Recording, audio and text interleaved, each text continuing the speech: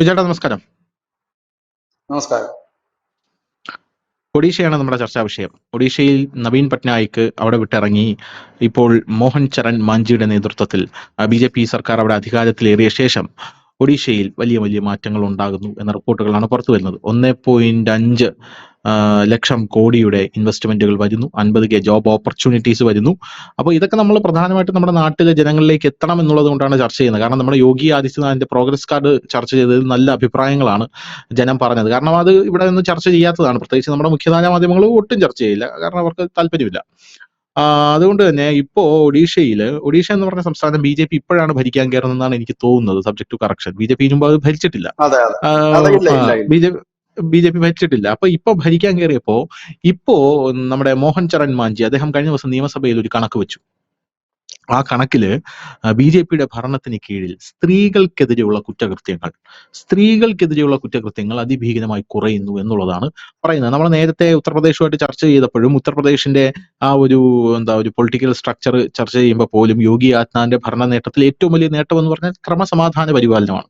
ഈ ക്രമസമാധാന പരിപാലനത്തിൽ ഏറ്റവും മുന്നിട്ട് നിൽക്കുന്നത് സ്ത്രീകൾക്കെതിരെയുള്ള കുറ്റകൃത്യങ്ങൾ. സ്ത്രീകളെ തട്ടിക്കൊണ്ടുപോവുക, സ്ത്രീകളെ പീഡിപ്പിക്കുക, ജാതിയുടെ പേരിൽ സ്ത്രീകളെ ദുരഭിമാന കൊലകൾ നടത്തുക, സ്ത്രീകളെ തട്ടിക്കൊണ്ടുപോയി റേപ്പ് ചെയ്യുക, പീഡിപ്പിക്കുക, സ്ത്രീകളെ ഉച്ചനീചത്വം കൽപ്പിച്ച് മാറ്റി നിർത്തുക. അപ്പൊ ഇല്ല, ഇതൊക്കെ ചെയ്യുന്നവന്മാരെ പിടിച്ചകത്തിടുകയാണ്. അപ്പോ അതെല്ലാം മാറി. ഇപ്പൊ സ്ത്രീകൾക്ക് രാത്രി പോലും കമ്പാരിറ്റീവ്ലി നേരത്തെ ഉണ്ടായിരുന്നത്, അതായത് 60 കൊല്ലം ഭരിച്ച് മുടിച്ചിട്ടിരിക്കുകയാണ്. അപ്പൊ കമ്പാരിറ്റീവ്ലി നേരത്തെ ഉള്ളതിനെക്കാട്ടിലും യോഗിയിൽ ഒരു വിശ്വാസം വന്നു. മുസ്ലിം സ്ത്രീകൾക്കായാലും ശരി തന്നെയാണ്. ഇപ്പൊ മുത്തലാഖ് ചൊല്ലിക്കഴിഞ്ഞാൽ മുസ്ലിം സ്ത്രീകൾക്ക് നേരെ യോഗി ആദിത്യനാഥിന്റെ നമ്പർ എടുത്ത് വിളിക്കാനുള്ള സ്വാതന്ത്ര്യം എവിടെയുണ്ട്? അപ്പൊ അങ്ങനെയാണ് നടക്കുന്നത്. അപ്പൊ ഈ സിനിമയിലൊന്നും കാണിക്കുന്ന പോലെയല്ല കേട്ടോ. ഈ ഇന്നലെ ഇറങ്ങിയ എമ്പുരാൻ സിനിമയിലൊക്കെ ഗർഭിണിയായ മുസ്ലിം സ്ത്രീയെ ബലാത്സംഗം ചെയ്യുന്ന നേതാവിനെയാണ് കാണിക്കുന്നത്. അങ്ങനെയല്ല. പക്ഷേ റിയാലിറ്റിയിലേക്ക് നമ്മൾ വന്നു കഴിഞ്ഞാൽ ബി.ജെ.പി. എവിടെ ഭരിക്കാൻ കയറിയാലും അവിടെ സ്ത്രീകൾ ഹാപ്പിയാണ്, സ്ത്രീകൾക്ക് സുരക്ഷ ലഭിക്കുന്നുണ്ടെന്നാണ് അവർ പറയുന്നത്. ഇത് ഞാൻ പറഞ്ഞതല്ല. ഇത് കഴിഞ്ഞ തവണ ഗുജറാത്തല്ല, നമ്മുടെ ഉത്തർപ്രദേശിൽ യോഗി ആദിത്യനാഥ് രണ്ടാമത് ഭരണത്തിലേറിയപ്പോ ഉത്തർപ്രദേശിൽ നിന്നുകൊണ്ട് ഏഷ്യാനെറ്റ് അല്ല, മാതൃഭൂമിയിലാണെന്നാണ് എനിക്ക് തോന്നുന്നത്, എന്റെ ഓർമ്മ ശരിയാണെങ്കിൽ മാതൃഭൂമിയിലെ റിപ്പോർട്ടർ അതിൽ പറയുന്നുണ്ട്, ഏറ്റവും വലിയ യോഗി ആദിത്യനാഥ് തിരിച്ചു വരാനുള്ള കാരണം അവിടെ ഈ സ്ത്രീകൾക്കെതിരെയുള്ള ആക്രമണം കുറഞ്ഞതാണ്, ക്രമസമാധാന പരിപാലനമാണെന്ന് പറയുന്നുണ്ട്. സമാനമായ രീതിയിൽ ബി.ജെ.പി. ഭരണത്തിന് കീഴിൽ സ്ത്രീകൾക്കെതിരായ കുറ്റകൃത്യങ്ങൾ കുത്തനെ വർദ്ധിച്ചു എന്ന കോൺഗ്രസിന്റെ ആരോപണങ്ങൾ കഴിഞ്ഞ ദിവസം ഉണ്ടായപ്പോൾ ഇദ്ദേഹം അതിന് മറുപടി കൊടുത്തു. അദ്ദേഹം കൊടുത്ത മറുപടിയിൽ കോൺഗ്രസിന് തിരിച്ചൊന്നും പറയാൻ പറ്റാതായിപ്പോയി. അതായത് അദ്ദേഹം ഒരു കൃത്യമായിട്ടുള്ള കണക്ക് നിർത്തി. ഈ വന്നിട്ട് ഇത്ര ദിവസം മാത്രമേ ആയിട്ടുള്ളൂ. 2024 ജൂൺ 1 മുതൽ 2025 ഫെബ്രുവരി 28 വരെ സ്ത്രീകൾക്കും കുട്ടികൾക്കും എതിരെയുള്ള ക്രിമിനൽ കേസുകളിൽ മുൻ വർഷത്തെ കാലയളവിൽ അപേക്ഷിച്ച് ഈ ഒരേ ഒരു വർഷത്തിൽ വളരെ കുറവാണ് സംഭവിച്ചിരിക്കുന്നത്. എന്നിട്ട് അദ്ദേഹം പറയുന്നത്, ഞങ്ങൾ സ്ത്രീകൾക്കും കുട്ടികൾക്കും എതിരെ കുറ്റകൃത്യം നടത്തുന്നവരോട് 0 ടോളറൻസ് ആണ് കാഴ്ചവെക്കുന്നതെന്നാണ് പറയുന്നത്. ലൈംഗിക പീഡനത്തിൽ 13.5% കുറവ് രേഖപ്പെടുത്തി. ഭർത്താവിന്റെ ക്രൂരത, ഗാർഹിക പീഡനം 29.4% കുറഞ്ഞു. അസഭ്യമായ പെരുമാറ്റം സ്ത്രീകളോടുള്ള അത് 3.9% കുറഞ്ഞു. അങ്ങനെ പല കാര്യം, പൂവാല ശല്യം 3.8% കുറഞ്ഞു. പോരാത്തതിന് സ്ത്രീധന മരണങ്ങൾ 20.1% കുറഞ്ഞു. സ്ത്രീധന പീഡനം 4.6% കുറഞ്ഞു. ഈ 4.6% എന്നൊക്കെ പറയുമ്പോൾ ഈ 4.6 ഒരു കണക്കാണോ എന്ന് ചോദിക്കുന്നവന്മാരോട് ഇനി ഒരു കാര്യം പറഞ്ഞു. ഒരൊറ്റ വർഷം കൊണ്ടാണ് ഇത് കുറഞ്ഞത്. അതിനുമ്പ് ബി.ജെ.പി. അവിടെ ഭരിച്ചിട്ടില്ല എന്നുള്ളതാണ്. എന്ത് തോന്നുന്നു? ഈ രാജ്യം ഭരിക്കുന്ന പാർട്ടിയായ ബി.ജെ.പിയുടെ ഏറ്റവും വലിയ കരുത്തെന്ന് പറഞ്ഞു കഴിഞ്ഞാല് അവരുടെ മുഖ്യമന്ത്രിമാരാണ്. കാരണം ഈ മുൻകാലങ്ങളില് കോൺഗ്രസ് ഒക്കെ ഭരിക്കുമ്പോഴത്തേനും അവരുടെ മുഖ്യമന്ത്രിമാർ പല സംസ്ഥാനങ്ങളും ഭരിച്ചിരുന്നെങ്കിലും അതെല്ലാം അഴിമതിയിൽ മുങ്ങിക്കുളിച്ചതായിരുന്നു. കാരണം നമ്മൾ പലപ്പോഴും ശ്രദ്ധിച്ചിട്ടുണ്ട്, ഈ പരമ്പരാഗത രീതി വിട്ടിട്ടാണ് ബി.ജെ.പി. അവരുടെ സ്റ്റേറ്റ് പ്രസിഡന്റിനെ ആയാലും അവരുടെ ചീഫ് മിനിസ്റ്റേഴ്സിനെ ആയാലും തീരുമാനിക്കുന്നത്. അതായത് അപ്രതീക്ഷിതമായ ചില മുഖങ്ങളെയാണ് അവർ കൊണ്ടുവരുന്നത്. യു.പിയിൽ യോഗി ആദിത്യനാഥ് എത്തുന്നത് വരെ യോഗി ആദിത്യനാഥ് എന്താണ് എങ്ങനെയാണെന്ന് നമുക്ക് ആർക്കും അറിയില്ല. കാരണം അദ്ദേഹം വെറും ഒരു എം.പി. മാത്രമാണ്. അദ്ദേഹം ഭരിച്ച് പരിചയമോ അല്ലെങ്കിൽ അദ്ദേഹം യു.പിയെ സംബന്ധിച്ചാണെങ്കിൽ പോലും വലിയൊരു ഓളവോ ഒന്നും ആയിരുന്ന ഒരു മനുഷ്യനല്ല. മധ്യപ്രദേശിലേക്ക് എത്തുമ്പോൾ മോഹൻ യാദവ് എന്ന് പറയുന്ന ഒരാളെ, താരതമ്യേന ചെറുപ്പമായ ഒരു വ്യക്തിയെ, 62 വയസ്സ് മറ്റോ ഉള്ള അദ്ദേഹത്തെ അവിടെ കൊണ്ടുവരുന്നു. അസാമിലേക്ക് വരുമ്പോൾ ഹിമന്ത് ബിശ്വ ശർമ്മ എന്ന് പറയുന്ന ഒരു 55 വയസ്സുകാരൻ അവിടെ എത്തുന്നു. ഇതൊക്കെ ഈ ഹിമന്ത ബിശ്വ ശർമ്മ പിന്നെയും കോൺഗ്രസ് മിനിസ്ട്രിയിലൊക്കെ ഉണ്ടായിരുന്ന ഒരു വ്യക്തിയാണെന്ന് പറയാം. അങ്ങനെ ഒപ്പം തന്നെ നമ്മളിപ്പോ ഈ ഒഡീഷയിൽ ആദ്യമായിട്ട് ബി.ജെ.പിക്ക് അധികാരം കിട്ടുമ്പോൾ അവിടെ വരുന്നത് ഈ മോഹൻ മാജി എന്ന് പറയുന്ന ഒരു ഉം. നേതാവ്. ഇതിനു മുമ്പ് ആരെങ്കിലും കേട്ടിട്ടുണ്ടോ മോഹൻ മാജിയെ? നമ്മൾ ആരും കേട്ടിട്ടില്ല. ആരും കേട്ടില്ല. കാരണം ഒഡീഷയിൽ പോലും അത്ര പോപ്പുലർ ആയിരുന്നില്ല എന്ന് എനിക്ക് തോന്നുന്നു. കാരണം ഒഡീഷ തെരഞ്ഞെടുപ്പൊക്കെ നമ്മൾ വിശദമായി തന്നെ റിപ്പോർട്ട് ചെയ്തിരുന്നു. ഒഡീഷയുടെ തെരഞ്ഞെടുപ്പ് തുടങ്ങിയപ്പോൾ മുതലേ നമ്മളത്, അന്നൊന്നും ഈ മോഹൻ മാജിയുടെ പേര് മുഖ്യമന്ത്രി സ്ഥാനത്തേക്ക് ഒന്നും നമ്മൾ ആരും പറഞ്ഞു കേട്ടിട്ടുമില്ല. അപ്പോൾ ഉം. ഇവര് കൃത്യമായ കണക്കൂട്ടലിൽ കൊണ്ടാണ് ഇവരുടെ മുഖ്യമന്ത്രിമാരെ പലയിടത്തും കൊണ്ടുവെക്കുന്നത്. ഇപ്പൊ മഹാരാഷ്ട്രയിലേക്ക് വരുമ്പോൾ ഫട്നാവിസിലേക്ക് ഇവർ കൊണ്ടുവെക്കുന്നു. അപ്പൊ പലർക്കും നമ്മൾ തന്നെ കരുതിയിട്ടുണ്ട്, യാതൊരു പ്രവർത്തന പരിചയവും ഇല്ലാത്ത ഇവരൊക്കെ വന്നിട്ട് എന്ത് ചെയ്യാനാണ്? പക്ഷെ ഇവരൊക്കെ തന്നെയാണ് BJPയുടെ ഏറ്റവും വലിയ കരുത്ത്. അവർക്ക് ഈ രാജ്യം ഭരിക്കാൻ ശക്തി നൽകുന്നത്, അല്ലെങ്കിൽ രാജ്യം ഭരിക്കാനായിട്ട് അവർക്ക് അടിത്തറ നൽകുന്നത് ഈ സ്റ്റേറ്റുകൾ ഭരിക്കുന്ന മുഖ്യമന്ത്രിമാരും തന്നെയാണ്. കാരണം ഉം. ഇതിനകത്ത് ഇപ്പൊ ഈ ലോക്സഭാ തെരഞ്ഞെടുപ്പിൽ അല്പം തട്ടുകേട് കിട്ടിയ ഒരു സംസ്ഥാനം ഉത്തർപ്രദേശ് മാത്രമാണ്, കുറച്ച് സീറ്റ് കുറഞ്ഞത്. ബാക്കി ഒഡീഷയിലൊക്കെ വലിയ അവർ പ്രതീക്ഷിച്ചതിനേക്കാൾ കൂടുതൽ സീറ്റുകൾ കിട്ടുകയാണ് ചെയ്തത്. ഇവിടെ ശ്രദ്ധിച്ചാൽ മനസ്സിലാകും എങ്ങനെയാണ് ഈ മുഖ്യമന്ത്രിമാരുടെയൊക്കെ ഒരു രീതി പരിശോധിച്ചാൽ മനസ്സിലാകും. ഇവരാദ്യം എല്ലാവരും, ഹിമന്ത് ബിശ്വ ശർമ്മ, യോഗി ആദിത്യനാഥാണ് തുടക്കം കുറിച്ചത്. ഉത്തരാഖണ്ഡ് മുഖ്യമന്ത്രി പുഷ്കർ സിംഗ് ധാമി, മധ്യപ്രദേശ് മുഖ്യമന്ത്രി മോഹൻ യാദവ്, ഇവരെല്ലാം ചെയ്യുന്നത് ഒരേ രീതിയിലുള്ള അവരുടെ പോളിസികളാണ്. അവരാദ്യം എല്ലാവരും ചെയ്തത് ഗുണ്ടകളെ ഒതുക്കി നിർത്തുകയാണ് ചെയ്തത്. സ്ത്രീകൾക്ക് സുരക്ഷ ഒരുക്കുകയാണ് ഇവരെല്ലാം ചെയ്തത്. അത് തന്നെയാണ് അവരുടെ ഏറ്റവും വലിയ കരുത്തും. ഈ മധ്യപ്രദേശിനെ സംബന്ധിച്ച് അവരുടെ ഈ സ്ത്രീകളുടെ ഏറ്റവും പ്രിയപ്പെട്ട നേതാവ് ശിവരാജ് സിംഗ് ചൗഹാൻ ആയിരുന്നു. മാമ എന്നാണ് അദ്ദേഹത്തെ വിളിക്കുന്നത് ജനങ്ങള്. മാമ എന്നുള്ള ഇതിൽ അദ്ദേഹത്തിന് തന്നെ പെൺകുട്ടികള് 4 പെൺകുട്ടികളോ മറ്റോ ആണ് ഈ ശിവരാജ് സിംഗ് ചൗഹാൻ. പെൺകുട്ടികൾ വലിയ സ്നേഹമുള്ള ഒരു നേതാവ് കൂടിയാണ്. എനിക്ക് തോന്നുന്നു ഇന്ത്യയിൽ തന്നെ സ്ത്രീകൾക്ക് ഏറ്റവും കൂടുതൽ ആനുകൂല്യം നൽകുന്ന ഒരു നേതാവും അദ്ദേഹം മുഖ്യമന്ത്രിയായിരുന്ന കാലത്താണ്. പെൻഷൻ പദ്ധതി ആയാലും അനവധി അദ്ദേഹത്തിന്റെ ആ ഉം. വിജയം, ഇതുവരെ ഉണ്ടായിരിക്കുന്ന വിജയത്തിന്റെ ഒക്കെ ഒരു പ്രധാന പങ്കും സ്ത്രീകൾ തന്നെയാണ്. അപ്പം അവിടത്തേക്ക് മോഹൻ യാദവ് എത്തുന്നു. മോഹൻ യാദവ് എത്തിക്കഴിഞ്ഞ് കറക്റ്റ് ആ ബുൾഡോസർ നയമാണ് അവിടെ നടപ്പാക്കി. ഗുണ്ടകളെ മുഴുവൻ അടിച്ചൊതുക്കുന്ന ഒരു നയത്തിലേക്ക് അദ്ദേഹം പോയി. അതായത് ഒരു സംസ്ഥാനം സുന്ദരമായി ഭരിക്കണമെന്നുണ്ടെങ്കിൽ, ഒരു സംസ്ഥാനത്തേക്ക് വികസനം എത്തണമെന്നുണ്ടെങ്കിൽ ആദ്യം വേണ്ടത് അവിടുത്തെ ലോ ആൻഡ് ഓർഡർ ക്ലിയർ ആക്കുക എന്നുള്ളതാണ്. അപ്പോ അവിടെ അങ്ങനെയുള്ള സംഭവമില്ല. ഞാൻ ചോദിച്ചോട്ടെ, നമ്മുടെ കേരളത്തിൽ ദിനംപ്രതി, ഇത് പറയുമ്പോൾ ഇതിന് എതിരൊരു വാദവും കൂടി വരും. കേരളത്തിൽ ദിനംപ്രതി നമ്മൾ മയക്കുമരുന്ന് പിടിക്കുന്നവരുടെ, അത് ഉപയോഗിച്ചുള്ള കൊലപാതകങ്ങളുടെ എണ്ണം കേൾക്കുമ്പോൾ നമ്മൾ മറ്റൊരു സംസ്ഥാനത്തിൽ നിന്നും അത്തരം വാർത്തകൾ കേൾക്കുന്നില്ല. അപ്പോൾ നമ്മൾ സ്വാഭാവികമായിട്ട് പറയും ഇവിടെ അത് റിപ്പോർട്ട് ചെയ്യപ്പെടുന്നതുകൊണ്ടാണ്, അവിടെ റിപ്പോർട്ട് ചെയ്യപ്പെടാത്തതുകൊണ്ടാണ്. അത് വെറുതെയാണ്. അപ്പം ഉണ്ടാകും, ആ മയക്കുമരുന്ന് ഉപയോഗിക്കാത്തവരല്ലെന്നല്ല ഞാൻ പറയുന്നത്, മയക്കുമരുന്നിന്റെ കാര്യങ്ങളുണ്ടാകും. പക്ഷെ അത് തുലം കുറവാണ് എന്നുള്ളതാണ് മറ്റൊരു യാഥാർത്ഥ്യം. അപ്പൊ ക്രമസമാധാന നില കൊണ്ടിരുന്നു. തകർന്ന് തരിപ്പണമായി കിടക്കുന്ന അവസ്ഥയിലായിരുന്നു ഒഡീഷയിലെ ക്രമസമാധാന നില എന്ന് പറയേണ്ടി വരും. കാരണം ഒരു തരത്തിൽ പറഞ്ഞ ബീഹാറിനേക്കാൾ അല്പം കൂടെ മെച്ചപ്പെട്ട ഒരു സംസ്ഥാനം മാത്രമാണ്. അതായത് ബീഹാറിന്റെ അതേ രീതികളിൽ മുമ്പോട്ട് പോകുന്ന ഒരു സംസ്ഥാനമായിരുന്നു ഒഡീഷ. അതിപ്പം ബംഗ്ലാദേശ്, അല്ല സോറി, പശ്ചിമ ബംഗാൾ, ഒഡീഷ, ബീഹാർ, ഇങ്ങനെ ആ ഒരു ലൈനപ്പിൽ കിടക്കുന്നതുകൊണ്ടാണോ വെറുതെ, ഏകദേശം അതുപോലെയൊക്കെ തന്നെ ആയിരുന്നു. അവിടെ ഭരിച്ച നവീൻ പട്നായിക് താരതമ്യേന അഴിമതിയോ കാര്യങ്ങളോ ഒന്നും അദ്ദേഹത്തെ കുറിച്ച് കേട്ടിട്ടില്ല. എല്ലാവർക്കും ഇഷ്ടമുള്ള ഒരു വ്യക്തിയായിരുന്നു. പക്ഷെ അദ്ദേഹത്തിന്റെ ഭരണകാലത്ത് കെടുകാര്യസ്ഥത എങ്ങും നിഴലിച്ചു. അത് എനിക്ക് തോന്നുന്നു അദ്ദേഹത്തിന്റെ അനാരോഗ്യമൊക്കെ അതിന് കാരണമായിട്ടുണ്ടായിരുന്നു. അവിടെയാണ് BJP ആദ്യമായി അധികാരം പിടിക്കുന്നത്. അവിടെ മോഹൻ മാജി എന്ന് പറയുന്ന ഒരു നേതാവിനെ മുഖ്യമന്ത്രിയാക്കും. മോഹൻ മാജി കയറിയിട്ട് അദ്ദേഹം 2024 ജൂൺ മാസത്തിലാണ് അധികാരത്തിൽ കയറുന്നത്. ഈ ഒരു വർഷം അദ്ദേഹം പൂർത്തിയാക്കണം, ഇനിയും 3 മാസം ബാക്കിയുണ്ട്. അതായത് 9 മാസത്തെ പ്രവർത്തന റിപ്പോർട്ടാണ് അദ്ദേഹം നിയമസഭയിൽ അവതരിപ്പിച്ചത്. ആ റിപ്പോർട്ടിന്റെ ഒരു ഭാഗം ഇപ്പൊ ധനുഷ് പറഞ്ഞു കഴിഞ്ഞിരിക്കുന്നു. അവിടുത്തെ ഈ സ്ത്രീകൾക്കെതിരെയുള്ള ഇനി ഇതിന്റെ ഒരു മറുഭാഗമുണ്ട്. അതാണ് നമ്മൾ ശ്രദ്ധേയമായ കാര്യം. ഈ 9 മാസം കൊണ്ട് ആ സംസ്ഥാനത്ത് 1,65,000 കോടിയുടെ നിക്ഷേപം കൊണ്ടുവന്നു.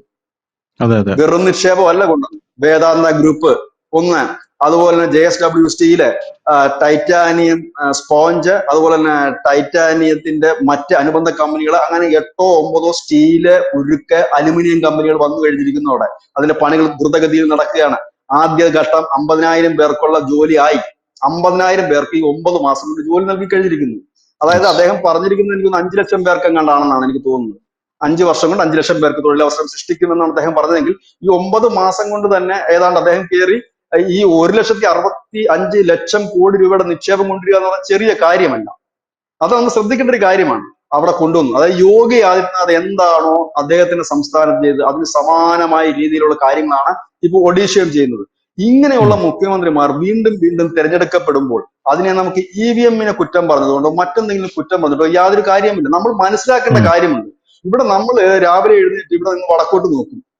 യോഗിയുടെ ഉത്തർപ്രദേശിൽ എന്ത് സംഭവിച്ചു? ഉടനെ നമ്മൾ ചാണകമാണ്, സംഖ്യയാണെന്ന് പറയും. ഒഡീഷയിൽ ചാണകമാണെന്ന് പറയും. ഇവിടെയൊക്കെ ദിനം പ്രതി ഡെവലപ്പ് ചെയ്തുകൊണ്ടിരിക്കുകയാണ്.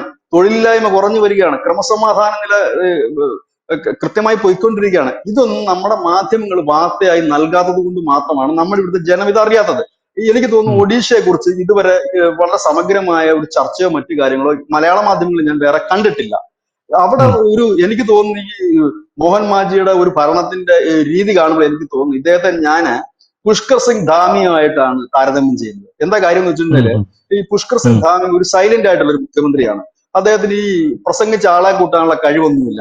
അദ്ദേഹം ഒരു പ്രാസംഗികനോ ഇല്ലെങ്കിൽ ഒരു ക്രൗഡ് പുള്ളറോ ഒന്നുമല്ല അദ്ദേഹം. അദ്ദേഹം ഒരു സാധാരണപ്പെട്ടവനാണ്. പക്ഷെ കാര്യങ്ങൾ കൃത്യമായി തന്നെ നടപ്പാക്കാൻ അദ്ദേഹത്തിന് കഴിയും. ഏക സിവിൽ കോഡ് ഇന്ത്യയിൽ ആദ്യമായി നടപ്പാക്കിയത് എവിടെയാണ്? ഉത്തരാഖണ്ഡിലാണ്. അതുപോലെ വഖഫ് ബോർഡിന്റെ പേരിൽ ഭൂമി പിടിച്ചെടുത്ത സംസ്ഥാനം ഏതാണ്? ഉത്തരാഖണ്ഡാണ്. അദ്ദേഹം ഒരു സൈലന്റ് ആണ്. അദ്ദേഹം ഈ എല്ലായിടത്തും പോയി വാച പഠിക്കാൻ ആളെ കൂട്ടാനും പത്രക്കാരെ കാണുമ്പോൾ ഒന്നും പറയാനൊന്നും അറിയില്ലെങ്കിൽ പോലും അതിന്റെ അതേ ഒരു മോഡലാണ് ഈ മോഹൻ മാജി. അദ്ദേഹം ഈ മാധ്യമങ്ങളോട് വെറുതെ ചപ്ലാച്ചി അടിക്കുന്ന ഒരു മുഖ്യമന്ത്രി അല്ല. അദ്ദേഹം കാര്യങ്ങൾ ഭംഗിയായി ചെയ്യുന്നുണ്ട്. ഇതാണ് അതിൽ വെച്ചിരിക്കുന്നത്. അതായത് BJP ഭരിക്കുന്ന സംസ്ഥാനങ്ങളിൽ നടക്കുന്ന നല്ല കാര്യങ്ങൾ അത് നമ്മൾ കാണാതെ പോയി വെറുതെ കുറ്റം വന്നിട്ട് കാര്യമില്ല. നമുക്ക് വേണേ ചാണകവും സംഖ്യയൊന്നും വെറുതെ പറയാമെന്നല്ലാതെ യാഥാർത്ഥ്യത്തിനെതിരെ നമുക്ക് കണ്ണടയ്ക്കാൻ കഴിയില്ല. കേവലം 9 മാസം കൊണ്ട് 1,65,000 കോടി രൂപയുടെ പദ്ധതി അവിടെ കൊണ്ടുവന്നു പറയുന്നത് വെറും പേപ്പറിൽ കൊണ്ടുവന്ന കാര്യമല്ല. വേദാന്ത ഗ്രൂപ്പ് പോലെയുള്ള അല്ലെങ്കിൽ JSW സ്റ്റീൽ പോലെയുള്ള കാര്യങ്ങൾ 6 കമ്പനികളാണ്, 6ഓ 8ഓ കമ്പനികളാണ് വന്നിരിക്കുന്നത്. അത് അലുമിനിയം, ഉരുക്ക്, അനുബന്ധ മേഖലയിലുള്ള സ്റ്റീൽ കമ്പനികളാണ് അവിടെ വന്നിരിക്കുന്നത്. അപ്പം ഇങ്ങനെയുള്ള വികസനങ്ങൾ അവിടെ എത്തും ക്രമശः. ഇതൊക്കെ എന്ന് പറഞ്ഞാൽ നമ്മുടെ വിസിബിൾ ആണ് ഈ കാര്യങ്ങൾ. നമുക്കറിയാം കുറച്ചു നാൾ മുമ്പ് നമ്മുടെ ഈ കേരളത്തിൽ നിന്നുള്ള ബ്ലോഗേഴ്സ് ഒക്കെ വടക്കുകിഴക്കൻ സംസ്ഥാനങ്ങളിൽ പോയപ്പോഴാണ് വടക്കുകിഴക്കൻ സംസ്ഥാനങ്ങളിൽ എന്ത് ഡെവലപ്മെന്റ്സ് ആണ് നടക്കുന്നത് നമുക്ക് മനസ്സിലാകാൻ കഴിയും. എനിക്കൊന്നും ഒഡീഷയിൽ നിന്ന് നമ്മുടെ ബ്ലോഗേഴ്സ് ഒന്നും അധികം പോകാത്തൊരു സ്റ്റേറ്റ് ആണെന്ന് എനിക്ക് തോന്നുന്നു. അതുകൊണ്ടാണ് പലർക്കും അറിയാത്തത്. അപ്പം ഈ വക കാര്യങ്ങൾ നമ്മൾ അറിയണം. കാരണം നമ്മൾ രാഷ്ട്രീയത്തിൽ നമ്മൾ ഒരാളെ കുറ്റം പറയുമ്പോൾ ഇല്ലെ രാഷ്ട്രീയത്തിൽ നമ്മളെ കാര്യങ്ങൾ പറയുമ്പോൾ എന്തുകൊണ്ടാണ് സംഘപരിവാർ അല്ലെങ്കിൽ BJPക്കാർ NDA ഭരിക്കുന്ന സംസ്ഥാനങ്ങൾ വീണ്ടും അടുത്ത മുഖ്യമന്ത്രിമാർ തെരഞ്ഞെടുക്കപ്പെടുന്നതെന്നും കേന്ദ്ര സർക്കാർ എന്തുകൊണ്ടാണ് വീണ്ടും തെരഞ്ഞെടുക്കപ്പെടുന്നത് എന്ന് ചോദിച്ചു കഴിഞ്ഞാൽ അതിന് ഉത്തരം അവരുടെ ഈ കഴിവുറ്റ മുഖ്യമന്ത്രിമാരും നല്ല സ്ട്രോങ് ആയിട്ട് നിൽക്കുന്ന സംസ്ഥാനങ്ങളും തന്നെയാണ് എന്ന് നമുക്ക് പറയേണ്ടി വരും. എന്നാൽ കഴിവുകെട്ട മുഖ്യമന്ത്രിമാരുണ്ടായിരുന്നു. കഴിവുകെട്ട മുഖ്യമന്ത്രിമാരെന്നല്ല അവരെ പറയേണ്ടത്, അവരുടെ അകത്തുള്ള തൊഴുത്തിൽ കുത്തായിരുന്നു. നമ്മുടെ ഈ കർണാടകത്തിലേക്ക് അവർക്ക് ഭരണം കിട്ടിയായിരുന്നു BJPക്ക്. അവിടെ അവര് ബൊമ്മയെ മുഖ്യമന്ത്രി സ്ഥാനത്തേക്ക് കൊണ്ടിരുന്നു.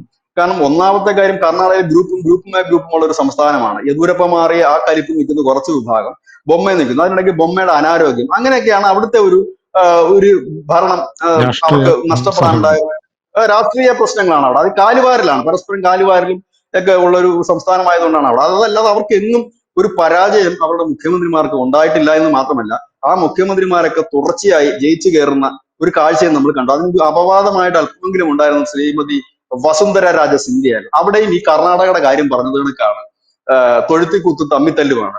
മഹാരാഷ്ട്രയിലേക്ക് വന്നാൽ ശരിക്കും പറഞ്ഞു കഴിഞ്ഞാൽ ടെക്നിക്കലി പരമായി നോക്കുകയാണെങ്കിൽ ദേവേന്ദ്ര ഫഡ്നാവിസിന്റെ 2ാം ഊഴമാണെന്ന് പറയേണ്ടി വരും. കാരണം ദേവേന്ദ്ര ഫഡ്നാവിസും ഉദ്ധവും കൂടെ ഒന്നിച്ചിരുന്നിട്ടായിരുന്നല്ലോ കഴിഞ്ഞ നിയമസഭാ തെരഞ്ഞെടുപ്പിൽ മത്സരിച്ച് ജയിച്ചത്. അന്നേരം ശരിക്കും മുഖ്യമന്ത്രി ആകേണ്ട വ്യക്തി ദേവേന്ദ്ര ഫഡ്നാവിസ് ആയിരുന്നു. അന്ന് ഉദ്ധവ് പോയത് കൊണ്ടാണ് അദ്ദേഹത്തിന് മുഖ്യമന്ത്രി സ്ഥാനം നഷ്ടപ്പെട്ടത്. പിന്നീട് അവർ ആ ഭരണം തിരിച്ചു പിടിച്ച് ഷിൻഡയെ മുഖ്യമന്ത്രിയാക്കി.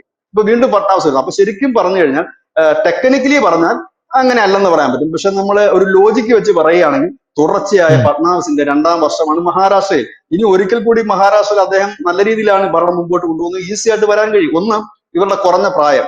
2, ചടുലതയാർന്ന വളരെ കൃത്യതയാർന്ന വേഗതയാർന്ന വികസനം എത്തിക്കുക, ക്രമസമാധാന നില കൃത്യമായി കൊണ്ടുപോകാൻ കഴിയുക.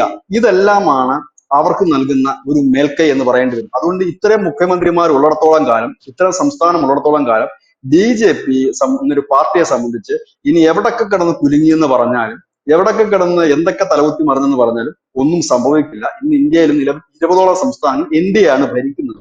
അത് തന്നെയാണ് ഏറ്റവും വലിയ കരുത്തും. അല്ലാതെ ഒരുപക്ഷെ കേരളം കണ്ടോ തമിഴ്നാട് കണ്ടിട്ടോ ഒന്നും ഒരു കഥയില്ല. കാരണം ഇവരത് വേണ്ടിയും വന്നിട്ടില്ല. അപ്പം ഇനിയിപ്പോ നമ്മുടെ ഈ പ്രധാനപ്പെട്ട എണ്ണം പറഞ്ഞ മുഖ്യമന്ത്രിമാരുടെ ലിസ്റ്റിലേക്ക് ഇപ്പോൾ മോഹൻ മാജി കൂടെ എത്തിയിരിക്കുന്നു ഒഡീഷയില്. അതായത് നമ്മൾ യോഗി ആദിത്യനാഥിനെ ഓർക്കുന്നത് പോലെ, പുഷ്കർ സിംഗ് ധാമി ഓർക്കുന്ന പോലെ, ഹിമന്ത ബിശ്വ ശർമ്മ, മോഹൻ യാദവ്, ഫഡ്നാവിസ്, ഇപ്പോൾ ഇതാ മോഹൻ മാജി എത്തിയിരിക്കുന്നു. ഇനി ത്രിപുര മുഖ്യമന്ത്രി, അദ്ദേഹത്തെ കുറിച്ച് പറയാതിരിക്കാൻ കഴിയില്ല. ഇപ്പൊ കുറെ ജലവൈദ്യുത പദ്ധതികൾ പുതിയതായിട്ട് പ്രൊജക്ടുകൾ കൊണ്ടുവന്നിട്ടുണ്ട്. അതുപോലെ ആദിവാസി മേഖലയിൽ വലിയ പരിഷ്കാരങ്ങളും വികസനം ആണ് അവർക്ക് മാണിക് സാഹ സർക്കാർ, BJPയുടെ മുഖ്യമന്ത്രിയാണ് മാണിക് സാഹ സർക്കാർ നടപ്പായിക്കുന്നത്. ഞാൻ പറഞ്ഞില്ല, അവരുടെ മുഖ്യമന്ത്രിമാരൊക്കെ നല്ല പ്രവർത്തനം തന്നെ നടന്നു. പിന്നെ അഴിമതി എന്ന് പറയുന്നത് അവിടുത്തെ മുഖ്യമന്ത്രിയുടെയോ അല്ലെങ്കിൽ മന്ത്രിമാരുടെയോ പേരിൽ കേൾക്കാത്ത പേര് നമ്മുടെ ഗുജറാത്ത് മുഖ്യമന്ത്രിയുടെ പേര് തന്നെയാണ്. അദ്ദേഹം ഇത്ര ഒരു ഹീറോയിക് ആയിട്ട് കേൾക്കുന്നില്ലെന്നേ ഉള്ളൂ. കാരണം ഗുജറാത്തിൽ ഇനി പ്രത്യേകിച്ച് ഒന്നും ചെയ്യാനില്ലാത്തത് കൊണ്ടായിരിക്കും അല്ലേ? അങ്ങനല്ല, അദ്ദേഹമാണ് ശരിക്കും ഹീറോ. എന്താ കാര്യം എന്ന് വെച്ചാൽ ഗുജറാത്ത് പോലെ സംഘപരിവാറിന്റെ ഒരു സ്ട്രോങ് ആയ തട്ടകം, അനവധി നേതാക്കന്മാരുള്ള തട്ടകം, പരിണതപ്രജ്ഞരായ നേതാക്കളുള്ള തട്ടകം, അവിടെ BJP അപ്രതീക്ഷിതമായി കൊണ്ടിരുന്ന ഈ ഭൂപേന്ദ്ര പട്ടേൽ എന്ന് പറയുന്ന ഒരു ബിൽഡറെയാണ്. ബിൽഡർ എന്ന് പറഞ്ഞാൽ അദ്ദേഹത്തിന് ഇതിനു മുമ്പ് പൊളിറ്റിക്കൽ എക്സ്പീരിയൻസ് എന്ന് പറഞ്ഞാൽ മുനിസിപ്പാലിറ്റിയിൽ നിന്ന് ജയിച്ചിട്ടുണ്ട് എന്നുള്ളതാണ്.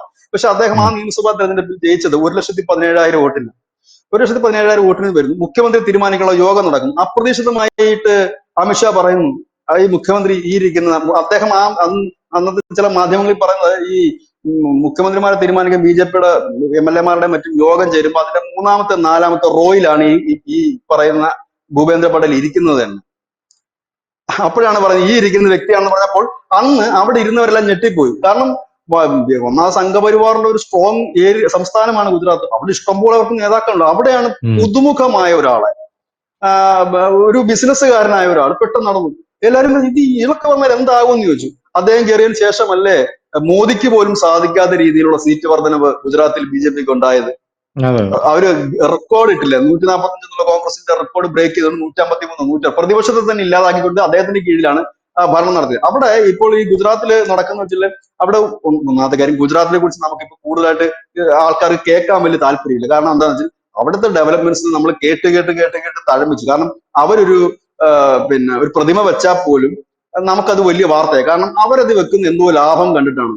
അവരിപ്പോൾ ഈ ഇപ്പൊ നമ്മൾ പുതിയതായിട്ട് അവിടുന്ന് വരുന്നൊരു വാർത്ത, നമ്മുടെ ഈ മധുരയിലെ കടലിനടിയിലുള്ള ക്ഷേത്രത്തിലേക്ക് പ്രധാനമന്ത്രിയായിരുന്നു അതിന്റെ ഒരു ഉദ്ഘാടനം നടത്തിയത്. ഈ ഡൈവ് ചെയ്തിട്ട് വെള്ളത്തിനടിയിൽ കൂടെ പോയിട്ട് അതിപ്പോ ടൂറിസമായിട്ട് വികസിപ്പിച്ചിട്ട് അതിന്റെ പദ്ധതികൾ അവർ സ്റ്റാർട്ട് ചെയ്ത് കഴിഞ്ഞിരിക്കും. അപ്പൊ ടൂറിസം പിന്നെ ഇനി അവിടെ നിന്ന് നമ്മൾ അധികം ചർച്ച ചെയ്യാതെ ഗുജറാത്തിന്റെ ഒരു വാർത്തയോടുണ്ട്. ഇന്നിപ്പോ സിനിമ വിവാദമായിരിക്കുന്നത്, അതുകൊണ്ടൊന്ന് പറഞ്ഞു നമുക്ക് നിർത്താം. ഇപ്പോൾ മലയാള സിനിമ അടക്കം ഏറ്റവും കൂടുതൽ ഷൂട്ടിങ്ങിന് ആശ്രയിക്കുന്ന സമയം ഗുജറാത്താണ്. ഏറ്റവും കൂടുതൽ പേര് ഇപ്പൊ ഷൂട്ടിംഗ് പോകുന്നത്. അതെന്താ കാര്യം എന്ന് വെച്ച് കഴിഞ്ഞാൽ ഏറ്റവും ചെലവ് കുറവാണ് ഗുജറാത്തിൽ ഷൂട്ടിങ്ങിന്. ഈ ഷൂട്ടിങ്ങിന് ഈ സാധനങ്ങൾ കുറച്ചധികം വേണമല്ലോ. ഏതാ ഈ ഈ ആർട്ടിഫിഷ്യൽ ആയിട്ടുള്ള കുറെ സാധനങ്ങൾ ഇവർക്ക് വേണം. അപ്പൊ അവിടെ ചെന്നുള്ള ഗുണം കയ്യിൽ വീശി ചെന്നാൽ മതി. ഇങ്ങനെയുള്ള സാധനത്തിനുള്ള വിലക്കുറവ്, ഇഷ്ടം പോലെ സ്പേസ്, സ്ഥല സൗകര്യം ഇഷ്ടം പോലെ ഉണ്ട്. അവിടെ യാതൊരു നൂലാമാലകളില്ല. 3ാമത്തെ കാര്യം, ഇഷ്ടം പോലെ ടെക്നീഷ്യന്മാരെ തൊട്ടടുത്ത് കിടക്കുന്ന മഹാരാഷ്ട്രയിൽ നിന്ന് ഹയർ ചെയ്യാൻ പറ്റും. അപ്പൊ ഇവിടുന്ന് നമ്മുടെ നാട്ടിൽ നിന്നും കൊണ്ട് തമ്പടിപ്പിക്കേണ്ട കാര്യമില്ല. അതുകൊണ്ട് ഇപ്പൊ മലയാള സിനിമയിൽ ഏതാണ്ട് കുറെ അധികം സിനിമകളുടെ ഷൂട്ടിംഗ് നടക്കുന്നത് ഗുജറാത്തിലാണ്. അവിടെ പോയി സെറ്റ് ഇടാൻ ഇഷ്ടംപോലെ സ്ഥലമുണ്ട്. അത് തന്നെയല്ല, അവിടെ നിർമ്മിക്കാമെന്നുണ്ടെങ്കിൽ അവിടുത്തെ സർക്കാർ എന്തൊക്കെ സബ്സിഡി ആനുകൂല്യം കൂടെ കൊടുക്കുന്നുണ്ട്. അതായത് അടുത്ത് എനിക്ക് തോന്നുന്നത് ഇങ്ങനെ പോവുകയാണ് ഗുജറാത്തിന്റെ പേര് അധികം വൈകാതെ ഈ മോളിവുഡും അതുപോലെ തന്നെ മല്ലുവുഡും ഒക്കെ വാഴുന്ന ഇടത്ത് ഒരു ഗുജ്ജുമുഡ് അല്ലെങ്കിൽ ഗുജ്ജുവുഡ് ഉണ്ടായാലും തെറ്റ് പറയാൻ കഴിയില്ല. അത് അങ്ങനെ വരാൻ സാധ്യതയുണ്ട്. കാരണം അവർ ആ മേഖലയിലും കടന്നിരിക്കുന്നു. ഒരു കാലത്ത് ഗുജറാത്ത് സിനിമകൾ പണ്ടേ ഉണ്ടായിരുന്നു, അത് വലിയ ഹിറ്റ് ആയിരുന്നില്ലെങ്കിൽ ഇന്ന് അവിടെ സിനിമ നിർമ്മാണശാലയായിരുന്നു. ഇനി മറ്റൊന്നുകൂടുണ്ട് ഈ സിനിമയുടെ കാര്യം പറയുമ്പോൾ, നോയിഡയിൽ വലിയൊരു ഫിലിം സിറ്റിയാണ് യോഗി ആദിത്യനാഥ് പണിതീർത്തുകൊണ്ടിരിക്കുന്നത്. അതായത് വേൾഡിൽ തന്നെ വലിയ ഒരു ഫിലിം സിറ്റി ആണ് എന്നാണ് പറയുന്നത്. അപ്പൊ അവരും സിനിമയുടെ ഒരു വലിയ സാധ്യതകൾ കണ്ടുകൊണ്ട് ആ ബിസിനസ് രംഗത്തേക്ക് അവരും എത്തിക്കഴിഞ്ഞിരിക്കുന്നു. UP-യും ഒക്കെ എത്തിക്കഴിഞ്ഞിരിക്കുന്നു. അപ്പോഴാണ് നമ്മൾ ഇവിടെ ഒരു സിനിമയുടെ പേരിൽ ഇപ്പോഴും ചർച്ച നടത്തിക്കൊണ്ടിരിക്കുകയാണ്. ഇവിടെ നമ്മൾ അതിനുള്ള അടിസ്ഥാന സൗകര്യങ്ങളൊന്നും വികസിപ്പിക്കാതെ, സ്റ്റുഡിയോകൾ പോലും ഇല്ലാതെ, ഒരു സഹായവും ഇല്ലാതെ നിൽക്കുന്ന ഒരു സാഹചര്യത്തിലാണ് നമ്മൾ നിൽക്കുന്നത്. ഇതൊക്കെയാണ്. അതായത് മോഹൻ മാജി ഇനി മുതൽ കേൾക്കേണ്ടി വരുന്ന ഒരു പേരായിരിക്കും ഇന്ത്യൻ രാഷ്ട്രീയത്തിൽ, തിളങ്ങി നിൽക്കുന്ന ഒരു പേരായിരിക്കും. ഈ മുഖ്യമന്ത്രിമാരാണ് BJPയുടെ അടുത്ത്. താങ്ക് യു ബിജുട്ടാ. Thank you so much.